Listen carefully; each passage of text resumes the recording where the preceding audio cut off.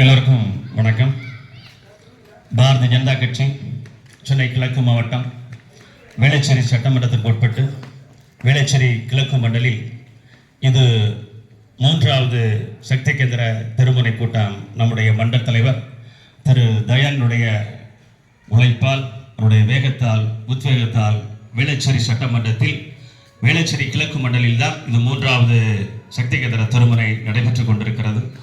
வேளச்சேரி மேற்கு மண்டலில் ஒன்று முடிந்திருக்கிறது. மற்ற 2 மண்டலில் இன்னும் துவங்கப்படவில்லை. முன்னணியில் வேளச்சேரி கிழக்கு மண்டலுடைய தலைவர் சென்று கொண்டிருக்கிறார். அவர்களுக்கு வாழ்த்துக்கள். இந்த சக்தி கேந்திர திருமுனை கூட்டம் தமிழகத்தில் கிட்டத்தட்ட 25,000 பகுதிகளில் நடத்த வேண்டும் என்று நம்முடைய மாநில தலைவர் திரு நயினா நாகேந்திரன் எம்எல்ஏ அவர்கள் வழிகாட்டுதல்படி கடந்த 2 தினங்களுக்கு முன்பு பிப்ரவரி 17 முதல் பிப்ரவரி மாதம் 28ஆம் தேதி வரை இந்த 25,000 சக்தி கேந்திர திருமுனை கூட்டங்கள் தமிழகத்தினுடைய ஒவ்வொரு சக்தி கேந்திரம் நடத்த வேண்டும் என்று நம்முடைய மாநில தலைவர் அறிவுறுத்தின்படி அந்த சக்தி கேந்திரனுடைய பொறுப்பாளராக நம்முடைய கட்சியினுடைய ஆற்றல் மிகு முன்னாள் மாநில தலைவர், தேசிய செயற்குழு உறுப்பினரான அன்பு சகோதரர் அண்ணன் கே அண்ணாமலை IPS அவருடைய ஒருங்கிணைப்பால் இந்த சக்தி கேந்திரம் தமிழகம் முழுவதும் நடைபெற்றுக் கொண்டிருக்கிறது. அதற்கு தமிழகத்தினுடைய நம்முடைய மாநில தலைவர் நயினா நாகேந்திரன் அவர்கள் ஒவ்வொரு சக்தி கேந்திரத்திலையும் ஒவ்வொரு திருமுறை கூட்டம் நடைபெற்று வேண்டும். போலீஸ் நமக்கு அனுமதி கொடுக்கிறதோ இல்லையோ, ஏனென்றால் போலீஸ் கேட்டால் அவங்க என்ன சொல்கிறாங்க, அனுமதிக்கப்பட்ட இடத்துல பண்ணணும்னு சொல்கிறாங்க. ஏன்னா நம்ம ஒரு 3 பூத்து தான் பண்ணுறோம், அந்த பகுதியில் பண்ணணுங்கிற போது அவங்க அனுமதி கேட்டால் அது அனுமதி இல்லை, நாங்கள் ஒன்றுமே பண்ண முடியாது, அப்படியே வேணும்னு நீங்கள் அரசுகிட்ட போய் சமர்ப்பிங்கிறோம் கேட்குறாங்க. பட் அவங்களுடைய சட்டத்தை அவங்க சொல்கிறாங்க. நம்ம யாருக்கும் பிரச்சனை இல்லாமல் இந்த இடத்தை தேர்ந்தெடுத்துக்கிறோம். இதனுடைய கிளையினுடைய தலைவர் 85 கிளை தலைவர் ஐயா விஜயராகவன் அவர்கள் மூத்த சீனியர் காரியகர்த்தா. தமிழகத்தில் கட்சி ஆரம்பிக்கும் போதும் நம்முடைய பகுதியில் வேளச்சேரியில் கொடியேற்றிய முதன்மை கட்சியினுடைய தொண்டர். இன்று அவர்களுக்கு பல கட்சியினுடைய சேவைகள், வேலைகள், பணிகளெல்லாம் செய்து கொண்டிருக்கிறார். எங்களுக்கெல்லாம் ஒரு வழிகாட்டி. இன்றும் அவருடைய உழைப்பு நம்முடைய கட்சிக்கு தேவைப்படுகிறது. இன்றும் மக்களுக்கு சேவை செய்ய வேண்டும், இந்த கட்சிக்கு பயன்பட வேண்டும், மக்களை திசை திருப்பி ஒரு நல்ல ஒரு ஆட்சியை தமிழகத்தில் அவருடைய வாழ்நாளில் தமிழகத்தில் பாரதிய ஜனதா கட்சியுடைய கூட்டணி ஆட்சி அமைய வேண்டும் என்ற நல்லெண்ணத்தில் இன்றும் பாடுபட்டுக் கொண்டிருக்கின்ற ஒப்பற்ற தலைவர்களுக்கெல்லாம் தலைவராக ஐயா VS விஜயராகவன் செயல்பட்டுக் கொண்டிருக்கிறார்கள். அவரை வருகை என்று வரவேற்கிறோம். அடுத்தபடியாக 86வது கிளை தலைவர் மாடசாமி அவர்கள் ஒரு அரசு அதிகாரி, முன்னாள் அரசு அதிகாரி, நம்முடைய கட்சியில் தொடர்ந்து பல ஆண்டுகளாக பணியாற்றிக் கொண்டிருக்கிறார். உத்வேகமாக எல்லா நிகழ்ச்சியிலும் கலந்து கொண்டு மக்களுக்கு உதவி செய்து கொண்டு அந்த சட்டங்களையும் திட்டங்களையும் மக்களுக்கு செல்ல வேண்டும் என்பதில் உறுதுணையாக இருந்து கொண்டிருக்கின்ற 86 கிளை தலைவர் மாடசுவாமி அவர்களையும் வருகை என்று வரவேற்கிறோம். 88 கிளை தலைவர் அண்ணன் பாலு அவர்கள், அவர் ஒரு அரசு அதிகாரி தான், ஒரு பெரிய கம்பெனி ஹெல்ப் பண்ணவர் தான். அவரும் நம்முடைய கட்சிக்காக இந்த பகுதியில் 88 கிளை தலைவராக செயல்பட்டுக் கொண்டிருக்கிறார். இந்த சக்தி கேந்திரத்தினுடைய மாவட்டத்தினுடைய பொறுப்பாளராக, வேளச்சேரி சட்டமன்ற பொறுப்பாளராக நம்முடைய மாவட்டத்தினுடைய பொதுச் செயலாளர் அன்பு சகோதரி திருமதி சாயராம் லட்சுமி அவர்களும், இந்த சக்தி கேந்திரனுடைய வேளச்சேரி கிழக்கு சக்தி கேந்திர பொறுப்பாளராக திரு முரளிதரன் செயல்பட்டு இது 3வது நடத்தப்பட்டுக் கொண்டிருக்கிறார்கள். முன்னாள் மண்டல் தலைவர், ஆற்றல் மிகு மண்டல் தலைவர், இதற்கு முன்பு கடந்த 5 ஆண்டுகளாக இந்த பகுதியினுடைய வளர்ச்சிக்காக, கட்சியின் வளர்ச்சிக்காகவும் மக்களுக்காக அரும் பாடு பணியாற்றிய அன்பு திரு R செந்தில்குமார் அவர்களை வரவேற்கிறோம். சிறுபான்மை அணியினுடைய மாவட்ட தலைவர், ஒரு போலீஸ் அதிகாரி, துடுப்பான போலீஸ் அதிகாரி, அவர்களும் இந்த பகுதியில் அந்த புல்லட்டில் சுற்றி வரும்போது அவர் முன்னாள் காவல்துறை அதிகாரி மாதிரியில் நம்முடைய கட்சியினுடைய ஒரு முகமாகவே இந்த பகுதியில் அந்த கூலிங் கிளாஸ், அந்த ஒயிட் கலர் ஷர்ட், அந்த புல்லட்டை பார்த்தா ஒரு பயங்கரமான ஒரு பாஜகக்காரர் பாடுறா இதாண்ட பாஜகன்னா மற்றவர்கள்லாம் திருப்பி கதவுக்கு இருக்கின்ற அண்ணன் அம்புரோஸ் அவர்களையும் வருகின்ற வரவேற்கிறோம். நம்முடைய மூத்த காரியகர்த்தா அண்ணன் பாலசுப்ரமணியம் பாலசுப்ரமணியம் பட்டா பாலு இந்த பகுதியில் பல ஆண்டுகளாக கட்சி பண்ணிட்டுக் கொண்டிருக்கிறார். மற்ற எல்லோரும் பெரிய சொல்ல வேண்டும். ஆன்மீக பிரிவினுடைய மாவட்டத்தின் பொறுப்பாளராக இருந்து கொண்டிருக்கின்ற திரு M சேகர் அவர்கள், பிரச்சாரத்தினுடைய இந்த மண்டலுடைய தலைவர் திரு கிருஷ்ணன் அவர்கள், மூத்த நீர்வாக அண்ணன் பட்டாபி அவர்கள், மாவட்ட செயல் உறுப்பினர் அண்ணன் சேகர் அவர்கள், அண்ணன் ரகுராம் அவர்கள், அம்மப்பா மாவட்டத்தின் மண்டலுடைய பொதுச்செயலாளர் அண்ணன் செந்தில் வேல் அவர்கள், மற்ற எல்லோரையும் வருகின்ற கங்கா மேடம், மணி மேடம், எல்லோரையும் ரமா மேடம் எல்லோரையும் வருகை வந்து வரவேற்கிறேன். சொல்றேன். இப்போ மாடு சேர்க்கிறார் ஐயா கோபால் ஐயா ரகுல சீனியர் காரியகர்த்தா வந்துருவார். எங்க இருந்தாலும் வந்துருவார். அண்ணா இடகுலத்து அவருடைய காம்பவுண்டில் 3 கொடிகள் பறக்கப்பட்டு பேனக்கப்பட்ட ஐயா அவர்களுக்கும் எங்களுடைய நன்றியையும் வணக்கத்தை தெரிவித்துக் கொள்கிறோம். நண்பர்களே, பெரியவர்களே, கடந்த 2021 மே மாதம் 7ஆம் தேதி தமிழகத்தினுடைய முதலமைச்சராக திரு M.K. ஸ்டாலின் அவர்கள் அவருடைய மனைவி ஆனந்த கண்ணீர் விட திரு M.K. ஸ்டாலின் அவர்கள் தமிழகத்தினுடைய முதலமைச்சராக பதவியேற்றார்கள். கடந்த 5 ஆண்டுகளாக இந்த ஆட்சி நடந்து கொண்டிருக்கிறது. அவருடைய ஆட்சியில் அன்று திருமதி துர்கா தேவி அவர்கள் ஆனந்த கண்ணீர் படித்தார்கள். அதனைத் தொடர்ந்து அவருடைய மகன் மந்திரியாக ஆக்கப்பட்டார் உதயநிதி.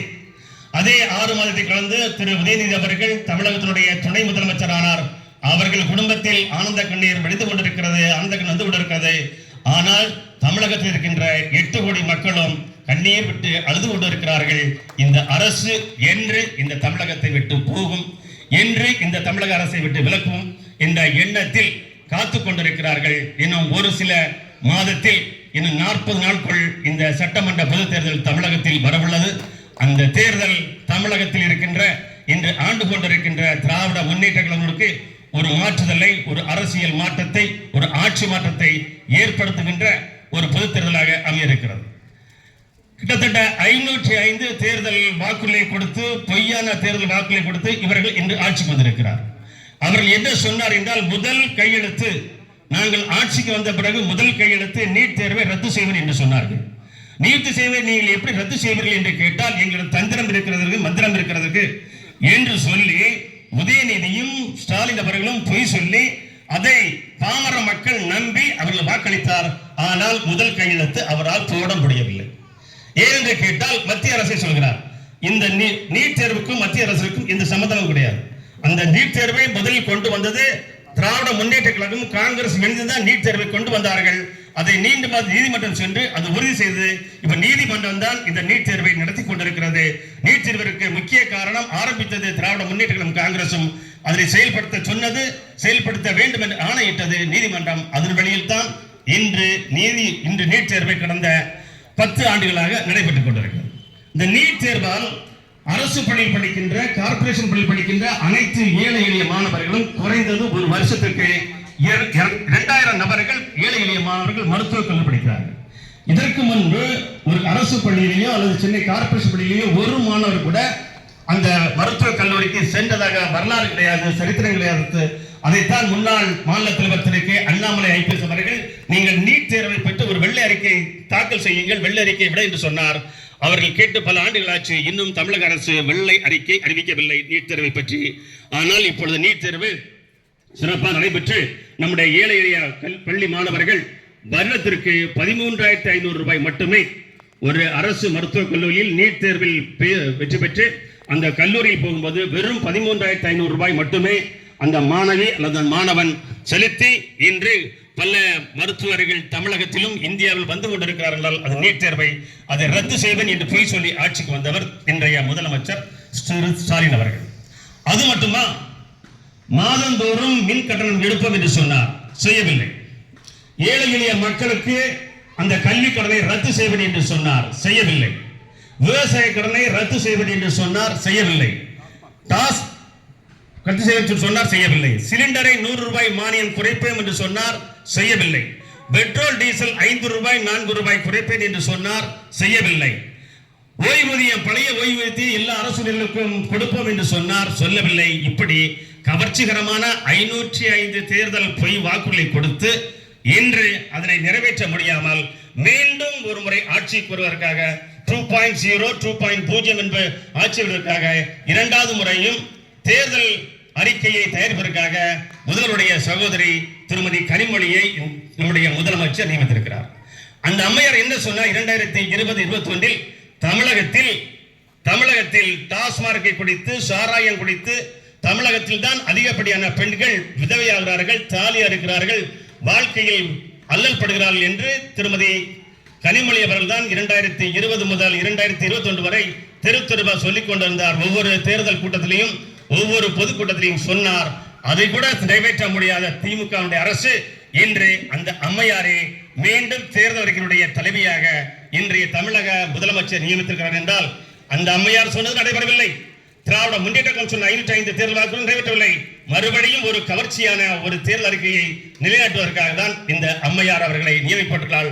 இந்த நிலையில் நாம் மீண்டும் நாம் ஏமாந்து கவிழ்ந்து அந்த தேர்தல் அறிக்கையில் மயங்கிட விடக்கூடாது. அதற்கு முன்னோட்டமாக தான் இப்பொழுது திடீரென்று ஒரு 5000 ரூபாய் கொடுத்திருக்கிறார். 5000 ரூபாய்க்கு பிப்ரவரி, மார்ச், ஏப்ரல் இந்த 3 மாதத்தையும் சேர்த்து 3000 கோடை காலத்திற்காக 2000 ரூபாய் கொடுத்திருக்கிறார். இதற்கு முன்பு 2025 கோடைக்காலம் வந்தது, கொடுக்கவில்லை. 2023 வந்தது, அப்போதும் கோடைக்காலம் கொடுக்கவில்லை. இவர் ஆட்சி செய்த 5 ஆண்டுகளிலும் கோடை விடுமுறை வந்தது, கோடைக்காலம் வந்தது, அப்போதெல்லாம் கொடுக்காமல் இப்பொழுது அரசு தேர்தல் வருகிறது, பொது தேர்தல் வருகிறது என்ற பயத்தில் ஒரு லஞ்ச லாவணியமாக நம்முடைய பணத்தில், நம்முடைய ஏழை எளிய மக்களுடைய பணத்தில், வரி பணத்தை இவர்களுக்கு லஞ்சமாக ஓட்டு பெறுவதற்காக, ஓட்டை பயன்படுத்துவதற்காக இவர்கள் இப்பொழுது 5000 ரூபாயை மக்கள் பணத்தை, மக்கள் வரி பணத்தை ஏழை எளிய மக்களுக்கு கொடுத்து வாக்குகளை பெறுகின்ற ஒரு அவல நிலையில் தான் இன்றைய திராவிட முன்னேற்ற கழகம் இருந்து கொண்டிருக்கிறது. இதை நீங்கள் நினைவு வைத்துக் கொள்ள வேண்டும். நண்பர்களே, நம்முடைய பாரத பிரதமர் நரேந்திர மோடி அவர்கள் தமிழகத்தில் இந்தியாவுடைய பாரத பிரதமராக இருக்கிறார். மக்களால் தேர்ந்தெடுக்கப்பட்ட பிரதமராக திரு நரேந்திர மோடி இருந்து கொண்டிருக்கிறார். தமிழகத்தில் மக்களால் தேர்ந்தெடுக்கப்பட்ட முதலமைச்சராக திரு ஸ்டாலின் இருக்கிறார். அரசுக்கும் பிரச்சனை, அரசு ஆட்சியாளருக்கும் பிரச்சனை. பிரதமர் எல்லா திட்டங்களையும் கொடுக்கிறார், இவர் செயல்படுத்த மாட்டேன் என்று சொல்லுகிறார். ஐயா சொன்னது மாதிரி அந்த ஸ்டிக்கர் ஒட்டுகின்ற வேலையைத்தான் செய்கிறார்களே, அவர்கள் கொடுக்கின்ற திட்டத்தை பெயரை மாற்றி இவருடைய பெயராக கொண்டு செயல்படுகிறார் என்றால் எதற்கெடுத்தாலும் நம்முடைய பாரத பிரதமர் அவர்களையே குற்றம் சாட்டிக் கொண்டிருக்கின்ற ஒரு முதலமைச்சராக இருந்து கொண்டிருக்கிறார். Out of control, out of Delhi, நாங்கள் டெல்லியை சொல்வதை கேட்க மாட்டோம், டெல்லிக்கு எங்களுக்கு சம்பந்தமில்லை என்று சொல்லிக் கொண்டிருக்கின்ற முத்துவேல் கருணாநிதி ஸ்டாலின் அவர்கள் தமிழகத்திற்கு என்ன கொண்டு வந்தார்? கடந்த 5 ஆண்டுகளாக ஏதோ தொழிற்சாலை உருவாக்கினார்களா, இந்த திட்டத்தை உருவாக்கினார்களா, இது ஏதோ ஒரு புதிய கொள்கையை உருவாக்கி தமிழகத்தை ஒரு வளர்ந்த மாநிலமாக, வெற்றியடைந்த மாநிலமாக, வளர்ச்சி அடைந்த மாநிலமாக, தமிழகத்தில் தேனாரும் பாலாரும் ஓடுகின்ற அளவுக்கு இவர் கொண்டு வந்திருக்கிறார் என்றால் இல்லை, இவரும் கொண்டு வரவில்லை. மத்திய அரசு நம்முடைய பாரத பிரதமர் திட்டங்களையும் அமல்படுத்தாமல் இங்கு தடையாக அதற்கு எதிர்ப்பு தெரிவித்துக் கொண்டு எதற்கெடுத்தாலும் மோடி மோடி என்று சொல்லிக் கொண்டிருக்கின்ற இன்றைய தமிழகத்தினுடைய முதலமைச்சர் இருந்து கொண்டிருக்கிறார். இவரை மாற்றினால்தான் இரட்டை இன்ஜின், டபுள் இன்ஜின் சர்க்கார் வரும்போதுதான் தமிழகம் வளம் பெறும், தமிழகம் வளர்ச்சி அடையும், தமிழகம் வெற்றி பெற வேண்டும் என்றால் நாம் அனைவரும் இந்த வருகின்ற சட்டமன்ற பொதுத் தேர்தலில் ஒரு மாற்றத்தை ஏற்படுத்த வேண்டும். ஒரு மாற்றத்தை ஏற்படுத்தும் பட்சத்தில் தான் நாம் இந்த தமிழகம் வளர்ச்சி அடைய வேண்டும். அந்த மாற்றத்தை ஏற்படுத்த வேண்டும் என்பதற்காக தான் நம்முடைய தேசியத்துடைய தலைவருமான திரு உள்துறை அமைச்சர் திரு அமித்ஷா அவருடைய தீவிர முயற்சியால் அண்ணா திராவிட முன்னேற்ற கழகத்துடைய கூட்டணி அமைத்து தேசிய ஜனநாயக கூட்டணியில் அண்ணா திராவிட முன்னேற்ற கழகம், பாட்டாளி மக்கள் கட்சி, அம்மா மக்கள் முன்னேற்ற கழகம் முக்கியமான கட்சிகள் எல்லாம் இணைந்து தேசிய ஜனநாயக கூட்டணி என்று மிகப்பெரிய வலுவாக தமிழகத்தில் ஒரு மாற்றத்தை ஏற்படுத்திக் கொண்ட விதமாக இருந்து கொண்டிருக்கிறது. திரு எடப்பாடி பழனிசாமி ஒரு சாதாரண ஒரு விவசாயினுடைய மகன், ஏழை எளிய மகன். அடிமட்டத்திலிருந்து ஒரு அண்ணா திராவிட முன்னேற்ற கிளை செயலாளராக, ஒன்றிய தலைவராக, எம்எல்ஏவாக, எம்பியாக, மந்திரியாக, துணை மந்திரியாக, முதலமைச்சராக, இன்று அண்ணா திராவிட முன்னேற்றத்தினுடைய பொதுச் செயலாளருக்காக பல ஆண்டுகள் கட்சிக்கு பணியாற்றி இன்று ஒரு மிகப்பெரிய பதவியிலே உயர்வில் இருந்து கொண்டிருக்கிறார். அவரோடு பாரதிய ஜனதா கட்சி கூட்டணி வைத்திருக்கிறார். அடுத்த முதல்வர், தமிழகத்தின் முதல்வராக திரு எடப்பாடி பழனிசாமியை முன்னிறுத்துதான் பாரதிய ஜனதா கட்சி எல்லோரையும் சந்தித்துக் கொண்டிருக்கிறது, எல்லோ மக்களையும் சந்தித்துக் கொண்டிருக்கிறது. ஏன் தேசிய ஜனநாயக வெற்றி பெற வேண்டும் என்றால் மத்திய திட்டங்கள் எல்லாம் நம்முடைய தேசத்திற்கு, நம்முடைய தமிழகத்திற்கு வர வேண்டும். திரு எடப்பாடி அவர்கள் இதற்கு முன்பு 4 ஆண்டுகள் தமிழகத்தினுடைய முதலமைச்சராக இருந்தார். அவர் என்ன செய்தார் என்று கேட்டிருந்தால், ஒரே ஆண்டில் இந்தியாவில் ஒரு மாநிலத்தில் 11 மருத்துவக் கல்லூரியை கொண்டு வந்த பெருமை திரு எடப்பாடி பழனிசாமி தரும். அப்பொழுதும் மத்தியில் ஆண்டு கொண்டிருந்தவர் நம்முடைய பாரத பிரதமர் நரேந்திர மோடி அவர்கள் தான்.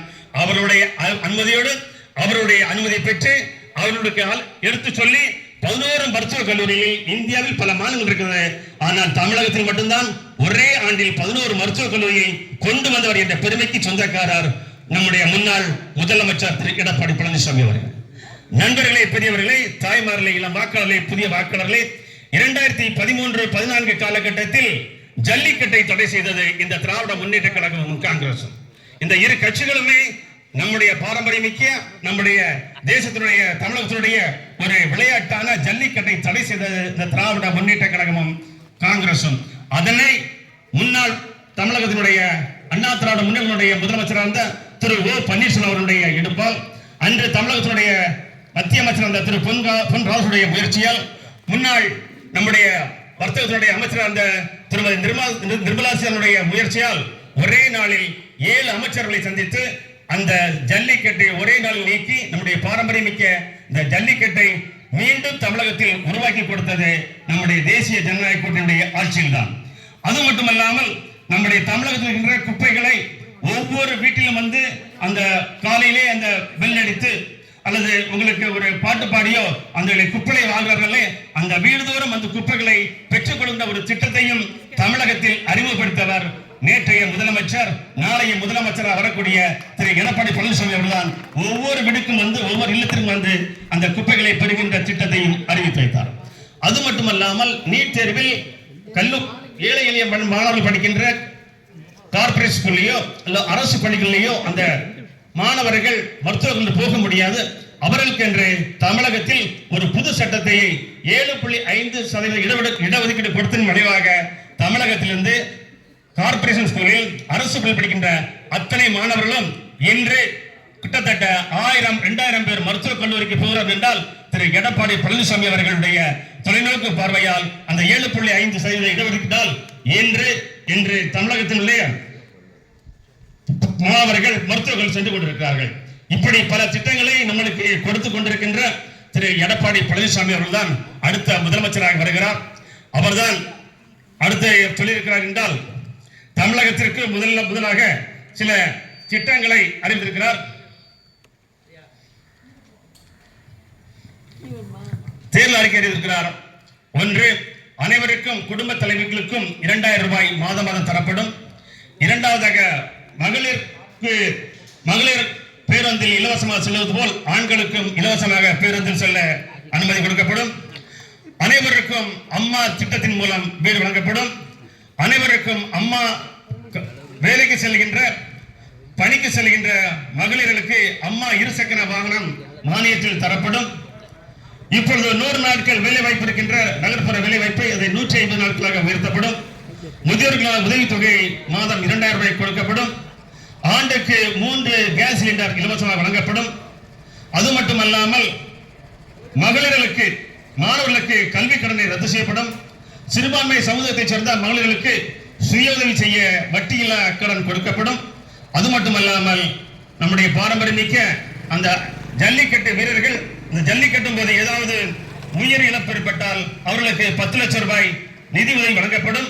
அதில் மாடு பிடிக்கின்ற போது ஏதாவது அவர்களுக்கு காயம் ஏற்பட்டால் 2 லட்சம் ரூபாய் நிதி உதவி வழங்கப்படும் என்றும் சொல்லியிருக்கிறார் இன்றைய முதலமைச்சர். நண்பர்களே, பெரியவர்களே, தாய்மார்களே, நம்முடைய பாரத பிரதமர் மதம் பார்ப்பதில்லை, இனம் பார்ப்பதில்லை, ஜாதி பார்ப்பதில்லை. இஸ்லாமியர்களுக்கும் போகிறார், அங்குள்ள மசூதிக்கும் போகிறார், சர்ச்சுக்கும் போகிறார், அங்குள்ள ஃபாதியாரை சந்திக்கிறார், கிறிஸ்துமஸுக்கும் வாழ்த்து சொல்கிறார், ரம்சானுக்கும் வாழ்த்து சொல்கிறார், நம்முடைய விநாயகர் சதுர்த்திக்கும் வாழ்த்து சொல்கிறார். ஆனால் தமிழகத்தை மக்களால் தேர்ந்தெடுக்கப்பட்ட திரு முத்துவேல் கருணாநிதி அவர்கள் 2 மதங்களுக்கு மட்டும்தான் வாழ்த்து சொல்கிறார், நம்முடைய இந்து மதத்திற்கு வாழ்த்து சொல்வதில்லை. ஏன் என்று கேட்டால் அவர் ஏதோ புராணங்களை பொய் சொல்லுகின்ற என்று சொல்கின்றார். எல்லா மதங்களுக்கும் வாழ்த்து சொல்லுகின்ற இந்த ஸ்டாலின் அவர்கள் ஏன் இந்து மதத்திற்கு வாழ்த்து சொல்ல மாட்டார் என்பதை நீங்கள் உற்று நோக்க வேண்டும். அவர் திராவிட முன்னேற்ற கழகத்துடைய தலைவர் மட்டுமல்ல, இந்த தமிழகத்தினுடைய தேர்ந்தெடுக்கப்பட்ட அனைத்து மக்களுடைய பிரதிநிதி, அந்த மக்களுடைய தலைவர். அவர் எல்லா மதத்துகளுக்கும் எல்லா மக்களுக்கும் வாழ்த்து சொல்லுகின்ற மிகப்பெரிய பொறுப்பில் இருந்து கொண்டும் அவர் குறிப்பாக இந்து சமுதாய மக்களுக்கும் வாழ்த்து சொல்லாமல் அவர் தட்டி கழிப்பதை நீங்கள் நினைவில் கொள்ள வேண்டும்.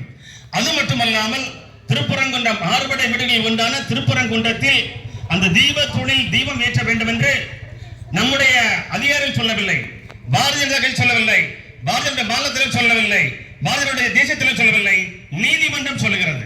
ஒரு நீதிமன்றம் சொல்லுகிறது, 2 நீதிபதி கொண்ட நீதிமன்றம் சொல்லுகிறது, 3 நீதிபதி கொண்ட பல நீதிபதிகள் சொன்ன பிறகும் அந்த திருப்பரங்குன்றத்தில் அந்த தீபத்தூணில் தீபம் ஏற்ற விடாமல் நம்முடைய தடுத்துக் கொண்டிருக்கின்ற இந்த திராவிட முன்னேற்ற கழகத்திற்கு நீங்கள் அனைவரும் பாடம் புகட்ட வேண்டும். சமுதாயத்திற்கு அப்பாற்பட்டு, மொழிக்கு அப்பாற்பட்டு நம்முடைய பாரத பிரதமர் ஒற்றை இந்தியா ஒரே 1947 வளர்ச்சியடைந்த பாரதத்திற்கு போராடி கொண்டிருக்கிறார், உயர்த்தி கொண்டிருக்கிறார், 24 மணி நேரம் போராடி கொண்டிருக்கிறார்.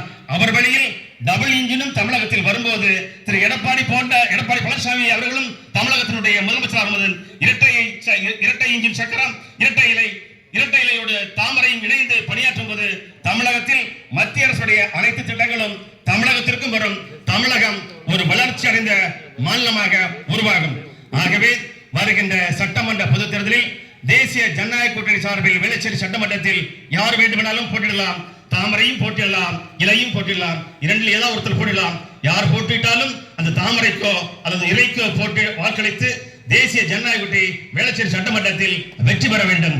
நம்முடைய முன்னாள் மண்டல தலைவர் சொன்னது மாதிரி இந்த வார்டில் திமுக கவுன்சிலர், இந்த பகுதி திமுக கூட்டணியுடைய எம்எல்ஏ, இந்த பகுதியுடைய எம்பி திமுக, இந்த பகுதியுடைய துணை முதலமைச்சர் உதயநிதி, இந்த பகுதியுடைய முதலமைச்சர் திரு முத்துவேல் கருணாநிதி ஸ்டாலின் எல்லாமே திமுக கூட்டணி. இது 2026 ஏப்ரல் மாதம் அல்லது மே மாதம் நடைபெறுகின்ற சட்டமன்ற பொதுத்தேர்தலில் ஒரு மாற்றத்தை நீங்கள் ஏற்படுத்தும் போது தமிழகம், தமிழ்நாடு, தமிழ் மக்கள் எல்லாம் வளர்ச்சியடைந்த மாநிலமாக, உத்வேகம் பெற்ற மாநிலமாக, மற்ற மாநிலங்களுக்கு முன்னோடியாக தமிழகம் வர வேண்டும் என்றால் உங்களது பொன்னான வாக்குகளை எல்லாம், விலை மதிப்பற்ற வாக்குகளை எல்லாம் இந்த 85, 86, 88 பூத்தில் உள்ள அனைத்து பெரியோர்களும் தாய்மார்களும் தேசிய ஜனநாயக வாக்களித்து தேசிய ஜனநாயக வேட்பாளர் திரு எடப்பாடி பழனிசாமி அவர்கள் தமிழகத்தினுடைய அடுத்த முதலமைச்சராக வர அனைவரும் ஒத்துழைப்பு தரும்படி உங்களை அன்போடு வேண்டி விடைபெறுகிறேன். நன்றி.